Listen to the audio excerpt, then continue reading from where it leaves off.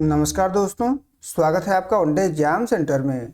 दोस्तों, आज के वीडियो में हम लोग दीनदयाल उपाध्याय गोरखपुर विश्वविद्यालय गोरखपुर के BA 6 सेमेस्टर हिंदी का जो दूसरा पेपर है, जिसका नाम है भाषा विज्ञान हिंदी भाषा तथा देवनागरी लिपि द्वितीय और जिसका पेपर कोड है HND 306, इससे संबंधित एक प्रीवियस ईयर क्वेश्चन पेपर को सॉल्व करेंगे। सत्र 2024-25 का एक क्वेश्चन पेपर है। इसी प्रकार का क्वेश्चन पेपर आपकी परीक्षा में बनेगा और इसमें से भी ढेर सारा प्रश्न आपसे परीक्षा में पूछा जा सकता है। तो परीक्षा देने जाने से पहले इस वीडियो को जरूर देख करके जाइएगा। चलिए बिना देर के वीडियो को शुरू करते हैं। आपका पहला प्रश्न है, इसमें आपसे पूछा गया है कि मनुष्य के भावों की अभिव्यक्ति का सशक्त माध्यम है। तो भाषा जो है मनुष्य के भावों की अभिव्यक्ति का सशक्त माध्यम है। पहले का सी ऑप्शन आपका सही हो जाएगा। दूसरा प्रश्न है, अपभ्रंश भाषा का काल इसमें से है। तो इसमें से अपभ्रंश भाषा का जो काल है वो 500 ईस्वी से लेकर के 1000 ईस्वी तक है। सी ऑप्शन आपका दूसरे का सही हो जाएगा। तीसरा प्रश्न है, भाषा विज्ञान उस शास्त्र को कहते हैं जिसमें भाषा मात्र के भिन्न भिन्न अंगों और स्वरूपों का विवेचन तथा निरूपण किया जाता है। यह कथन किस विद्वान का है? तो यह जो कथन है ये डॉक्टर श्याम सुंदर दास का कथन है। ए ऑप्शन आपका तीसरे का सही हो जाएगा। चौथा प्रश्न है, हिंदी को राजभाषा के रूप में मान्यता कब मिली? तो हिंदी को राजभाषा के रूप में 14 सितंबर 1949 को मान्यता मिली थी। बी ऑप्शन आपका चौथे का सही हो जाएगा। पांचवा प्रश्न देख लेते हैं। इसमें आपसे पूछा गया है कि राहुल सांकृत्यायन ने भोजपुरी को नाम दिया है। तो मल्ली और कशिका दोनों नाम दिया हुआ है। सी ऑप्शन आपका पांचवे का सही हो जाएगा। छठा प्रश्न है, भाषाओं के पारिवारिक वर्गीकरण का आधार है। तो भाषाओं के पारिवारिक वर्गीकरण का आधार इतिहास होता है। सी ऑप्शन आपका छठवें का सही हो जाएगा। सातवां प्रश्न है, भारतीय संविधान के किन अनुच्छेद में राजभाषा संबंधी प्रावधानों का उल्लेख है?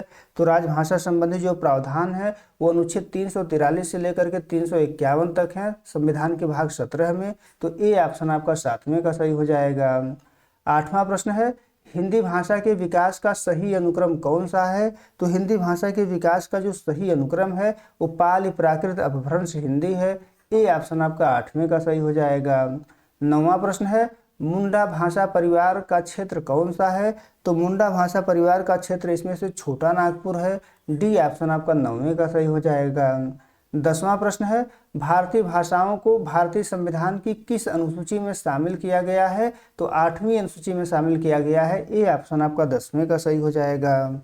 आगे बढ़ते हैं, 11 नंबर प्रश्न देख लेते हैं। शब्द रचना में किसका योगदान नहीं होता? तो शब्द रचना में जो है पद का योगदान नहीं होता है। बी ऑप्शन आपका 11 का सही हो जाएगा।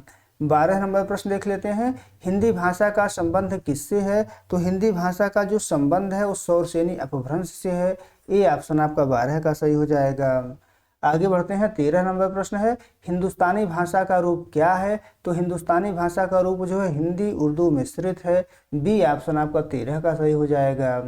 14 नंबर प्रश्न है, ग्रिम नियम का संबंध किससे है? तो ग्रिम नियम का संबंध जो है स्वनिम विज्ञान से है। ए ऑप्शन आपका 14 का सही हो जाएगा। 15 नंबर प्रश्न है, निम्नलिखित में से कौन भारूपीय परिवार की भाषा नहीं है? तो मलयालम जो है भारूपीय परिवार की भाषा नहीं है, द्रविड़ परिवार की भाषा है। सी ऑप्शन आपका 15 का सही हो जाएगा। 16 नंबर प्रश्न है, किस क्षेत्र की बोली को कशिका कहा गया है? तो बनारस की बोली को कशिका कहा जाता है, बनारस की जो भोजपुरी है उसी को। सी ऑप्शन आपका 16 का सही हो जाएगा। 17 नंबर प्रश्न देख लेते हैं। इसमें आपसे पूछा गया है कि संविधान की 8वीं अनुसूची में कौन सी भाषा शामिल नहीं है? तो संविधान की 8वीं अनुसूची में भोजपुरी को शामिल नहीं किया गया है। सी ऑप्शन आपका 17 का सही हो जाएगा। 18 नंबर प्रश्न है, बिहारी उपभाषा वर्ग के अंतर्गत कौन सी बोली नहीं आती? तो बिहारी के अंतर्गत जो नहीं आती है वो बुंदेली है। बी ऑप्शन आपका 18 का सही हो जाएगा। 19 नंबर प्रश्न देख लेते हैं। इसमें आपसे पूछा गया है कि अंग्रेजी सरकार की ओर से अदालत का कामकाज देश की प्रचलित भाषाओं में करने का इश्तहारनामा किस सन में निकला? तो यह जो इश्तहारनामा था वो 1836 में निकला हुआ था। सी ऑप्शन आपका 19 का सही हो जाएगा। 20 नंबर प्रश्न है, देवनागरी लिपि का विकास ब्राह्मी लिपि की किस शैली से हुआ है? तो देवनागरी लिपि का विकास ब्राह्मी लिपि की जो है उत्तरी शैली से हुआ है। ए ऑप्शन आपका 20वें का सही हो जाएगा। 21 नंबर प्रश्न है, मूल संविधान में कुल कितनी भाषाएं थीं? तो मूल संविधान में कुल 14 भाषाएं थी, इस समय 22 भाषाएं हैं। तो बी ऑप्शन आपका 21 का सही हो जाएगा। 22 नंबर प्रश्न देख लेते हैं। राजभाषा आयोग का गठन किसकी अध्यक्षता में किया गया? तो राजभाषा आयोग का जो गठन है वो बाल गंगाधर खेर की अध्यक्षता में किया गया था, तिलक की अध्यक्षता में नहीं। तो बाल गंगाधर खेर सही हो जाएगा, ए ऑप्शन। आगे बढ़ते हैं, 23 नंबर प्रश्न देख लेते हैं। राजभाषा विधायी आयोग को कब समाप्त किया गया? तो राजभाषा विधायी आयोग को 1976 में समाप्त किया गया था, ए ऑप्शन आपका 23 का सही हो जाएगा। आगे बढ़ते हैं, 24 नंबर प्रश्न देख लेते हैं। भाषा का क्षेत्रीय रूप कहलाता है? तो भाषा का क्षेत्रीय रूप बोली कहलाता है, ए ऑप्शन आपका 24 का सही हो जाएगा। 25 नंबर प्रश्न है, हिंदी की विशिष्ट बोली ब्रज भाषा प्रसिद्ध है? तो ब्रज भाषा जो है काव्य भाषा के रूप में प्रसिद्ध है, सी ऑप्शन आपका 25 का सही हो जाएगा।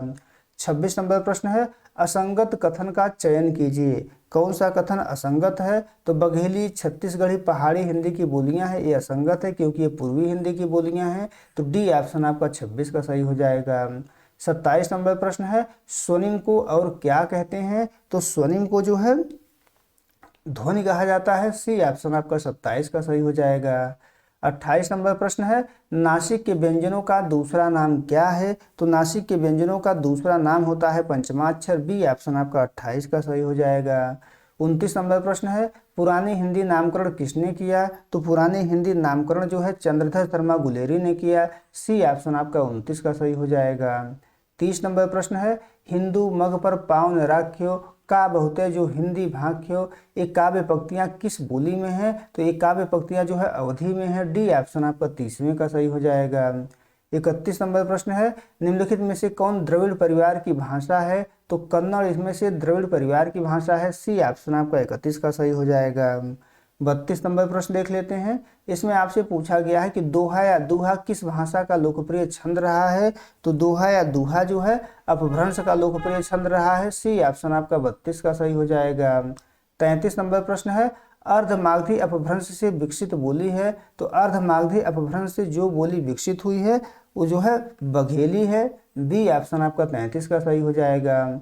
34 नंबर प्रश्न है, भाषा सुनिश्चित प्रयत्न के फलस्वरूप मनुष्य की मुख या वाणी से निश्रित वह सार्थक ध्वनि समष्टि है जिसका विश्लेषण और अध्ययन किया जाता है, उक्त कथन किस विद्वान का है? तो यह जो कथन है भोलानाथ तिवारी का कथन है, बी ऑप्शन आपका 34 का सही हो जाएगा।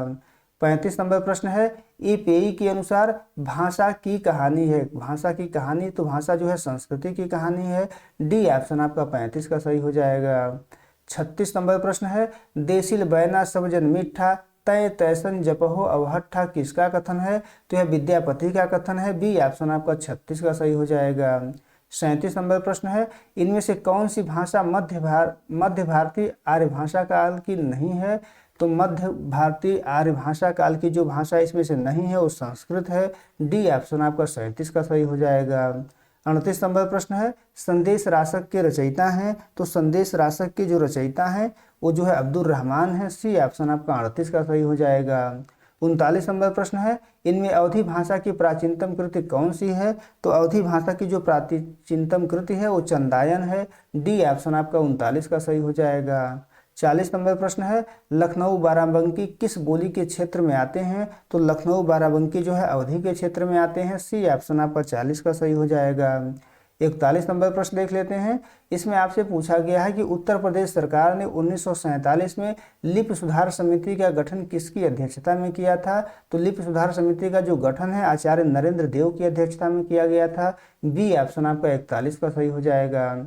42 नंबर प्रश्न है, इनमें से कौन सा गुण देवनागरी में नहीं है? तो देवनागरी में डी ऑप्शन आपका सही हो जाएगा, अनुच्चपित ध्वनियों का अभाव, डी ऑप्शन आपका 42 का सही हो जाएगा।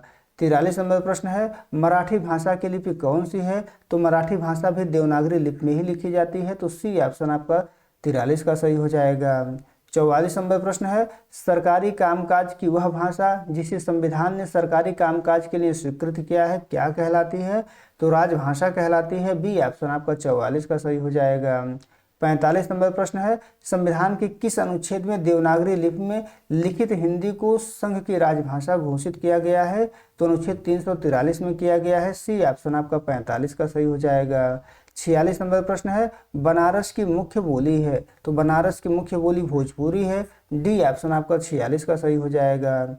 47 नंबर प्रश्न है, ग्रियर्सन भोजपुरी को किस भाषा की बोली मानते हैं? तो ग्रियर्सन जो है भोजपुरी को बिहारी की बोली मानते हैं। सी ऑप्शन आपका 47 का सही हो जाएगा।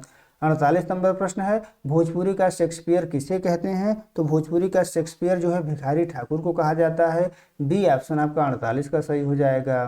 49 नंबर प्रश्न देख लेते हैं, भोजपुरी भाषा की उत्पत्ति किस अपभ्रंश से हुई है? तो भोजपुरी भाषा की जो उत्पत्ति है वो मागधी अपभ्रंश से हुई है। बी ऑप्शन आपका 49 का सही हो जाएगा।